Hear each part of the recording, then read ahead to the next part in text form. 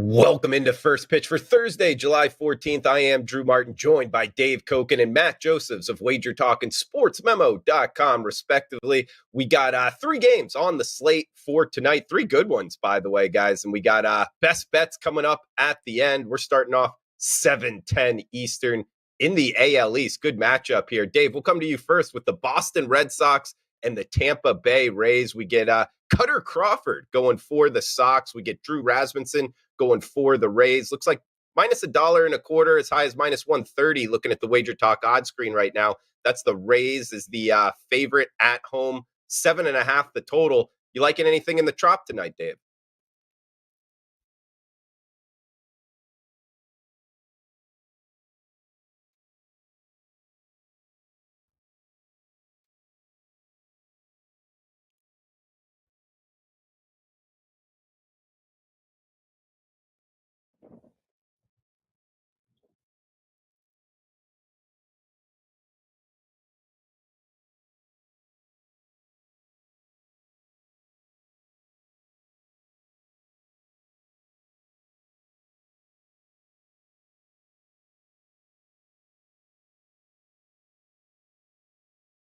Fair enough, Dave. And Matt, coming to you next. Talking about the Rays being the home team here, and they've kind of steadied the ship a little bit, kind of banged up, but having to lay minus 125 here, the plus price towards the Sox on the other side. What are you thinking tonight? I mean, the Red Sox have lost three straight. Tampa's won three straight. What are you thinking in the trop tonight?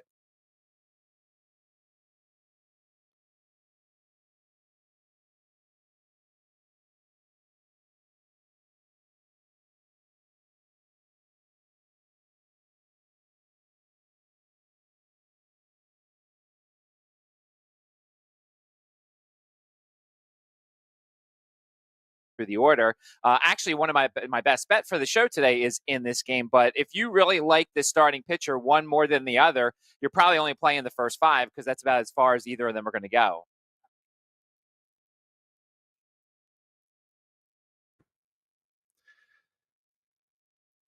For that, sorry about that, guys. A little difficulty, but we got 8:05 Eastern for the next start here.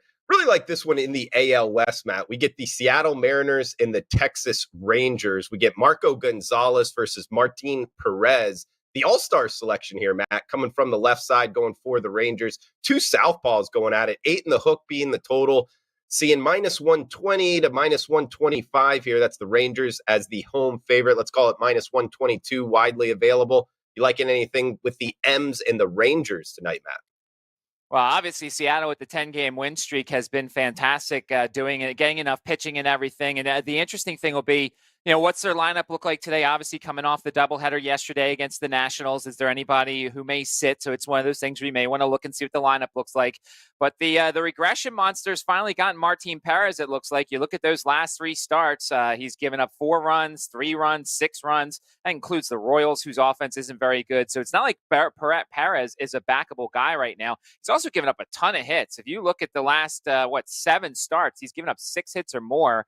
So he's a very hittable guy. It's just I don't trust Gonzalez on the road. He's been a worse pitcher traditionally on the road in his career. So it's if you want to back the hotter team, you're getting probably the worst pitcher of the two of them in this matchup, I would say. Okay. Dave, to Matt's point in terms of Martin Perez kind of falling off here of late, he does get the All-Star nod, but his last couple times out, he really hasn't been the same pitcher. And going up against the M's here, 18-3, their last 21, best team in baseball since June 21st, won 10 straight. Bullpen a little bit used up here. Dave, what are you liking tonight in Texas? Well, I'm not going to go against Seattle. I mean, I know it's not a great spot for them coming out of the doubleheader and having to travel, but the team is just on a rampage right now. And one of the guys who's really hot is Suarez, and he can be streaky, and he likes to face lefties. So, you could see some noise again out of the Mariners' offense. Rangers have hit lefties well. As far as the side is concerned, to me, even with the scheduling being what it is, you just can't go against Seattle right now. The team's on an absolute nuts rampage, and as was already pointed out by both you guys, Martin Perez is backing up. Look, he's been around a long time, and he's never been as dominant as we've seen in the first half of the season. So I think a regression, it was expected, and it's starting to happen now. I'd have to lean Mariners in this one. Okay. Like it, Dave. Guys, we got one game left. We got best bets at the end. Make sure to check out Dave Koken. He's off to back-to-back sweeps. Got a best bet up for tonight. And Matt Josephs at Mid-Major Matt on Twitter. He knows his strikeout props. He's got one for best bets. I believe he's got a couple up for tonight for the clients over at sportsmemo.com. Before we get to the last game, though, Dave, Benintendi here, talking about some trade rumors. I know you were talking a little bit off camera about maybe it affecting the market out there. What are you thinking here with the Benintendi situation? Well, look, obviously there aren't that many sellers in Major League Baseball this season because of the expanded wild card. A lot of teams who are just hanging around 500 right now have a chance to make the playoffs. That would include teams like the Orioles and the Mariners. These teams are very much in the mix and might be buyers. The Royals are not one of those teams. They are clearly going to be sellers. They want prospects. Benintendi is probably the most tradable guy on the team in terms of his numbers. But, and this is the problem for Kansas City going into this series with Toronto, they've got 10 guys on the restricted list because of their vaccination status. And the Blue Jays,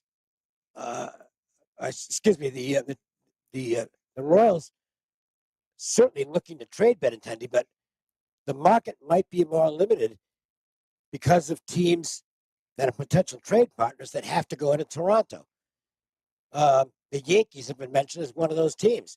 And the word is, well, they don't have any interest in Benintendi because he's not vaccinated and he would not be able to play any of the, I believe it's 6 games remaining for them in Toronto.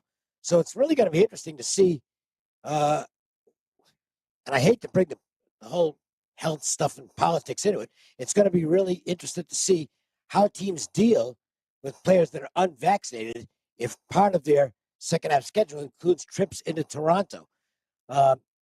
Certainly puts the Royals in a less comfortable position because it reduces, likelihood the trade availability for somebody like Benintendi, who's likely to get them their biggest haul in return.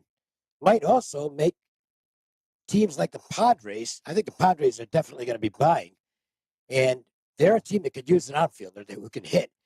They don't have to go to Toronto, so it might strengthen their position to go after a guy like Benintendi. It's going to be really fascinating to see how this plays out. The trade deadline this year is August 2nd, and it's going to be nuts in those last few days before the trade deadline because of the fact there are more buyers than we're used to seeing this season. It absolutely is, Dave. It's going to be a unique kind of twist here because the uniqueness just towards this season. I mean, the Toronto situation in itself is unique to this season, but with the expanded playoffs, and you pointed this out, there's more teams alive here going to be looking to buy. I mean, look, the whole AL East, Dave, is over 500. They're really in the run now, even including the red hot Baltimore Orioles. Yes. Matt, want to get you in here. Matt, want to get you in here real quick.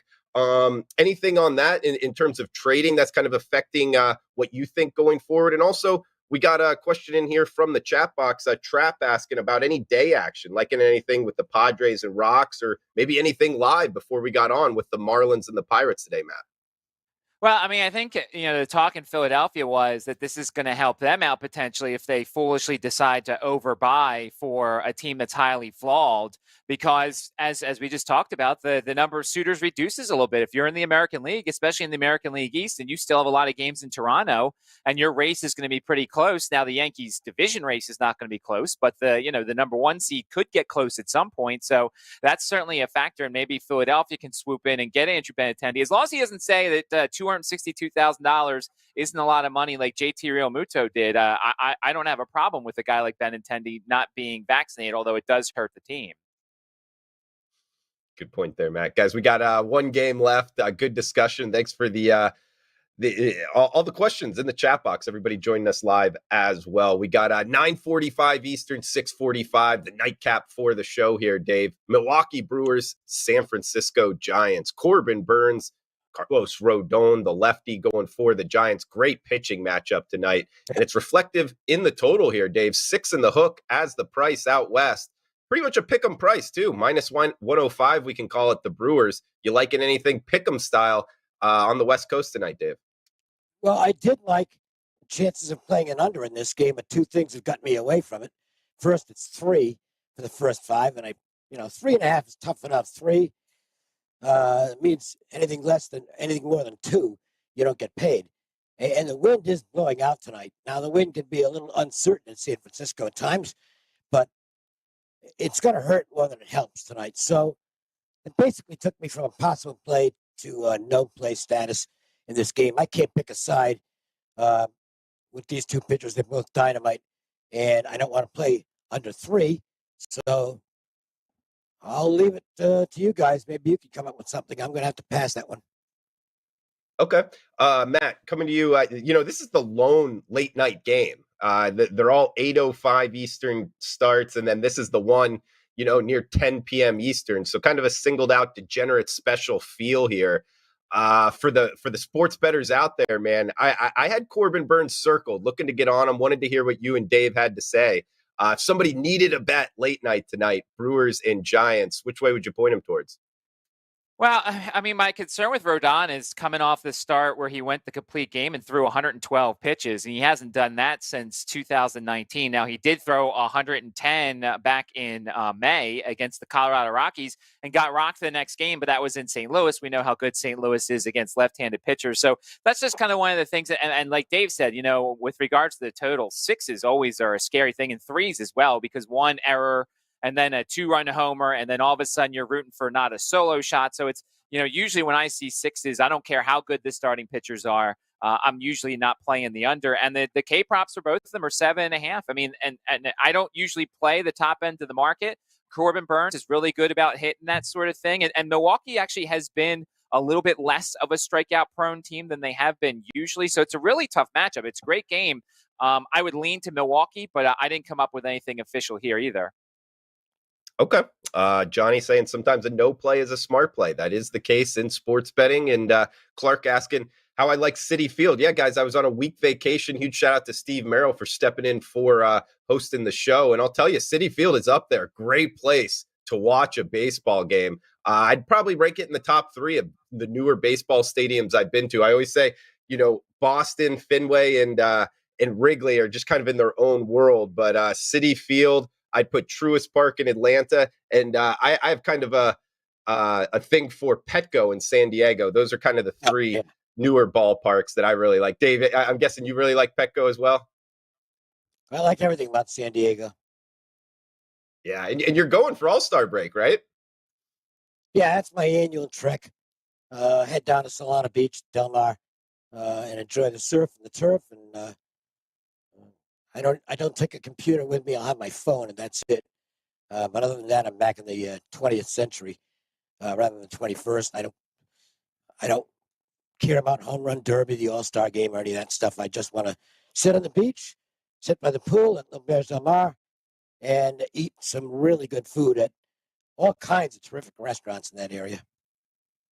Absolutely. Great part of the world there, Dave. So enjoy it, man. You deserve it. We got best bets coming up here, guys. I can lead us off and then throw it over to Dave Koch. And we got Seattle Mariners and Texas Rangers. That was the game we broke down, the middle game for today's show. And guys, I'm going to ride the hot here on the M's. They've won 10 straight games, 18-3, their last 21. Marco Gonzalez on the hill. This is the best team since June 21st in all the major leagues. And we talked about it. Martin Perez, his last couple starts really haven't been as good. He is an all-star selection. He's had a great first half, kind of a little bit of regression in his numbers. So, hey, a team that's won 10 straight, I'm looking to bet on them. Going to do it here with the Seattle Mariners at the plus price for my best bet. I'll throw it over to Dave Koch. And guys, check him out. He's off of back-to-back sweeps here, Dave. Yep. WagerTalk.com, experts page, Dave Koch, and best bet up and available. #1 MLB handicapper since 2019. Dave, take it away. What do you got for best bets and any final thoughts for the show? And a reminder, the best bets, as with all packages across the board, and WagerTalk right now, they're 50% off. So normally it'd be $25 to get the best bet. Tonight is $12.50. It's a nice savings. You can go out and get a couple of gallons of gas with that $12.50. So value. I talked about this game earlier, and we'll talk about it again because it is a play for me tonight. It's my free play. Astros and Angels, first 5 under. Astros facing Detmers, who looked really good against the Orioles, following a really good performance down in the minors. Mark Gubicza, the Angels broadcaster, talking about how he changed his arm slot to get more bite on the slider. It seems to be working. So I think he can limit Houston tonight. The Angels, when Ohtani's not on the mound, they're an absolutely awful baseball team. They strike out at a ridiculous rate. And when they make contact tonight, probably going to be on the ground because Valdez is a ground ball machine. And then there's the kicker, and this is, to me, the most valuable part of this wager, the start time in Anaheim. It's a 5 p.m. game, 5:10 by the time they get all the prelim stuff out of the way. And that means a couple of innings, maybe even 3, of shadows and glare in one of the toughest ballparks to hit when the shadows and glare come into play.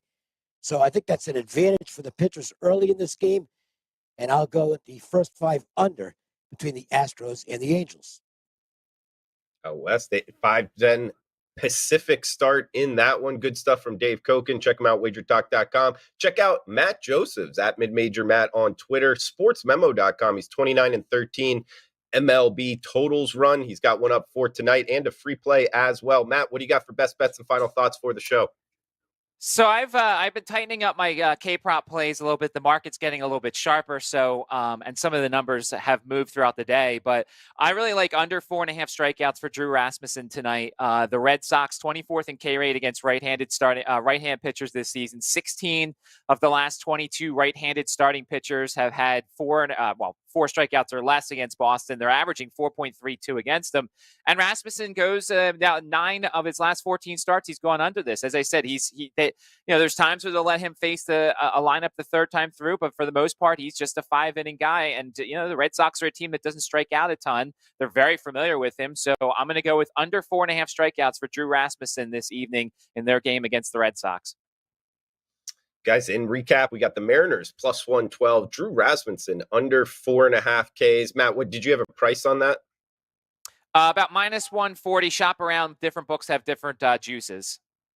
Okay, and we got Astros, Angels, first 5 under 4. Looking at the Wager Talk odds screen right now, pretty much even price on that. So we could call it minus 105 towards the under for Dave Koken's best bet. For Dave Koken, Matt Josephs, I am Drew Martin. Guys, thanks for tuning in. Huge shout out to the chat box. Feel free to reply below. Any questions, we'll answer them this week on the show. Let us know what you're betting as well. And please smash that like button if you're liking the content. Guys, best of luck with your bets. Same time, same place tomorrow. Come back and join us.